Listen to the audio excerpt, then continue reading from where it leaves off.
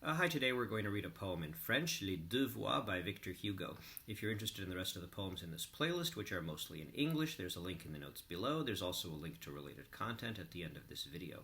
Bonjour, aujourd'hui on va lire Les Deux Voix de Victor Hugo. N'hésitez pas à liker et partager cette vidéo.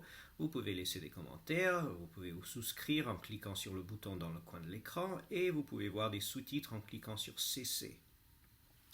Victor Hugo est un poète français qui a vécu entre 1802 et 1885. Ce poème, Les Deux Voix, est paru en 1831. Avez-vous quelquefois, calme et silencieux, monté sur la montagne, en présence des cieux, était-ce au bord du Sound, aux côtes de Bretagne, aviez-vous l'océan au pied de la montagne, et là, penché sur l'onde et sur l'immensité, calme et silencieux, avez-vous écouté? Voici ce qu'on entend. Du moins un jour, qu'en rêve, ma pensée abattit son vol sur une grève, et du sommet d'un mont plongeant au gouffre amer, vit d'un côté la terre et de l'autre la mer. J'écoutai, j'entendis, et jamais voix pareille ne sortit d'une bouche et n'émut une oreille.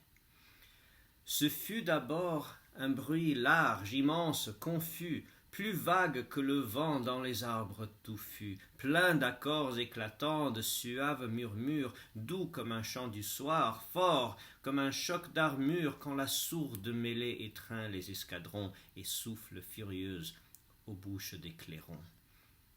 C'était une musique ineffable et profonde qui, fluide, oscillait sans cesse autour du monde, et dans les vastes cieux par ses flots rajeunis roulait, élargissant ses orbes infinis, jusqu'au fond où son flux s'allait perdre dans l'ombre, avec le temps, l'espace et la forme et le nombre.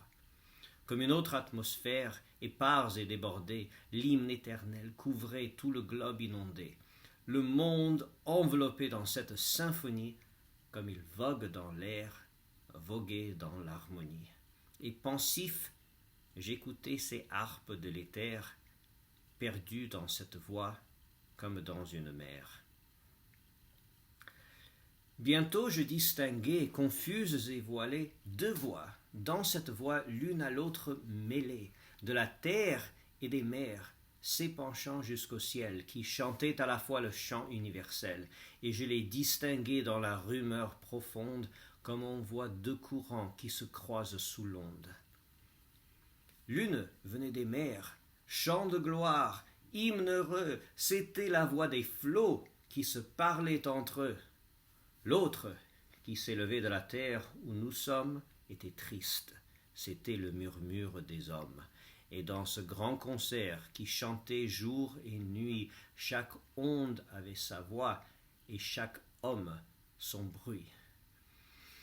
Or, comme je l'ai dit, l'océan magnifique épandait une voix joyeuse et pacifique, chantait comme la harpe au temple de Sion et louait la beauté de la création.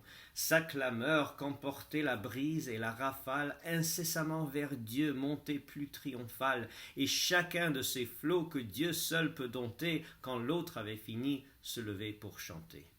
Comme ce grand lion dont Daniel fut l'hôte, l'océan par moments abaissait sa voix haute, et moi je croyais voir vers le couchant en feu, sous sa crinière d'or, passer la main de Dieu.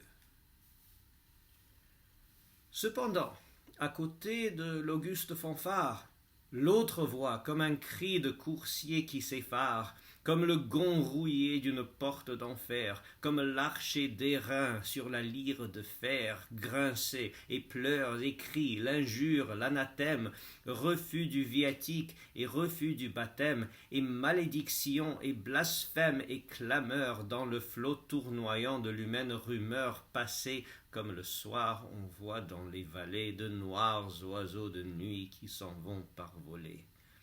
Qu'était-ce que ce bruit dont 1000 échos vibraient? Hélas, c'était la terre et l'homme qui pleuraient.